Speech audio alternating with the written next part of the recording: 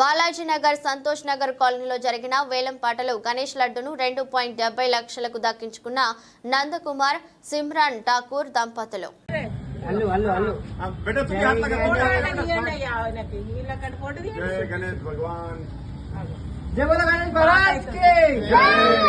गणपति बप्पा मोरया आधा लड्डू मोरया पूरा लड्डू రండి వైలి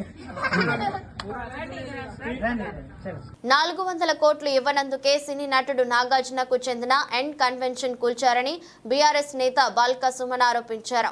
సీఎం రేవంత్ కొత్త హామీలు అమలు చేయకపోగా ఉన్న వాటిని నాశనం చేస్తున్నారు. హామీలు అమలు చేయమంటే డ్రామాలు ఆడుతున్నారు. 6 హామీలపై పచ్చి దగా చేస్తున్నారు. ప్రభుత్వం ఏర్పాటై ఏడాది కావస్తున్నా ఒకటంటే ఒక్క హామీ కూడా పూర్తిగా నెరవేర్చలేదని ఆయన ఫైర్ అయ్యారు. నాగార్జునది ఎన్ కన్వెన్షన్ కూలగొట్టిండు.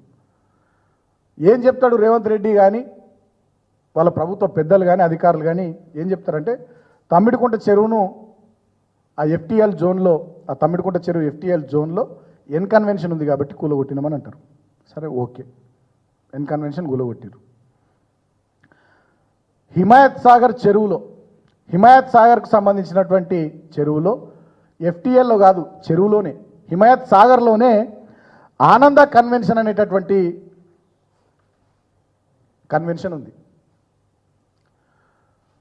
తమ్మిడికుంట చెరువులో ఎఫ్టీఎల్ జోన్లో బఫర్ జోన్లో ఉన్నటువంటి ఎన్ కన్వెన్షన్ కూలగొట్టిన ఈ మొగోడు ఈ సిపాయి హైదరాబాద్లోని చెరువుల్ని రక్షించే రక్షకుడు రేవంత్ రెడ్డి హిమాయత్ సాగర్ చెరువులో కట్టినటువంటి ఆనంద కన్వెన్షన్ ఎందుకు కూలగొట్టలేడు అంటే ఇండస్ట్రీలో నడుస్తున్నటువంటి టాక్ ఏంటంటే రేవంత్ రెడ్డి నాగార్జునను 400 కోట్లు అడిగిండట. రేవంత్ రెడ్డి నాగార్జునను 400 కోట్లు అడిగితే నాగార్జున ఈయనందుకు ఎన్ కన్వెన్షన్ కూలగొట్టిండు. ఈ ఆనంద కన్వెన్షన్ అనేటోళ్ళను వాళ్ళని బెదిరిస్తే వాళ్ళు పోయి వీళ్ళ సోదరులను కలిస్తే వాళ్ళు ముడుపులు ముట్ట చెప్పుకున్నారు. దాంతో ఆనంద కన్వెన్షన్ కొట్టలేరు. నేను ఇవాళ ఇంకో మాట అడుగుతున్నా.